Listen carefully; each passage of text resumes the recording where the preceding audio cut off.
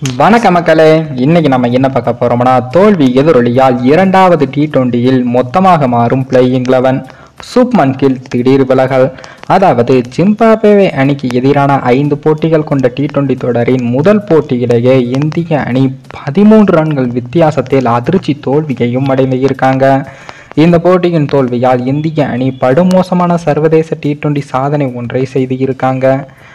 இந்த போட்டியில் முதலில் பேட்டிங் செய்த ஜிம்பாப்வே அணி 20 ஓவர்களில் 9 விக்கெட் இழப்பிற்கு 115 ரன்களை மட்டுமே எடுத்திருந்தாங்க.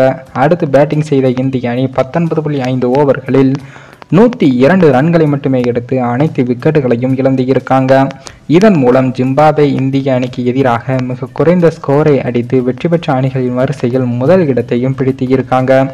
இந்திய கிரிக்கெட் வரலாற்றில் T20 போட்டிகளில் சேசிங்கில் மிக குறைந்த ஸ்கோருக்கு எதிராக இந்தியா தோல்வியடைந்தும் இருக்கு. இதற்கு முன் 2016ஆம் ஆண்டு நியூசிலாந்து அணி 127 ரன்களை அடித்தது.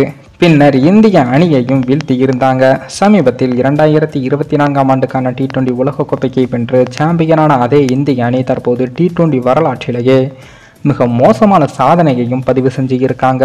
அதிலும் 2024ஆம் ஆண்டுக்கான T20 உலகக்கோப்பை தொடருக்கு தகுதி பெறாத ஜிம்பாப்வே அணியானது சாம்பியன் அணியான இந்தியாவை வீழ்த்தியிருக்கு.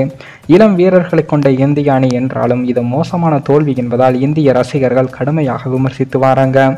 இந்த போட்டியில் இந்திய அணியின் பேட்டிங் மிக மோசமாகத்தான் இருந்தது. கேப்டன் சூப்மன் கில் மட்டும் ஓரளவு போராடி 31 ரன்களை எடுத்திருந்தாலும் வாஷிங்டன் சுந்தர் கடைசி ஓவர் வரை நின்று 34 பந்துகளில் 27 ரன்களை மட்டுமே சேர்த்தாரு. ஆவேஸ் கான் தன் பங்கிற்கு 16 ரன்களையும் எடுத்திருந்தாரு. மற்ற பேட்ஸ்மேன்கள் அனைவரும் ஒற்றை இலக்கத்தில் ஆட்டமிழந்து இருந்தாங்க. இந்த தொடரில் இன்னும் 4 போட்டிகள் இருப்பதால் அவை அனைத்திலும் வெற்றி பெற்று இந்த தோல்வியை ஈடுகட்ட வேண்டும் என்று ரசிகர்களும் எதிர்பார்க்காங்க. இந்த நிலையில் தான் தற்போது முதல் போட்டியில் இந்திய அணி தோல்வியை சந்தித்துள்ள நிலையில் இரண்டாவது போட்டியானது இன்றைய தினம் நடைபெற இருக்கு.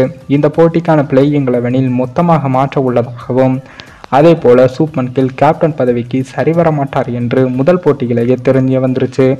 இதனால ருத்ராஜ் அவர்கள் கேப்டனாக செயல்பட இருக்காரு.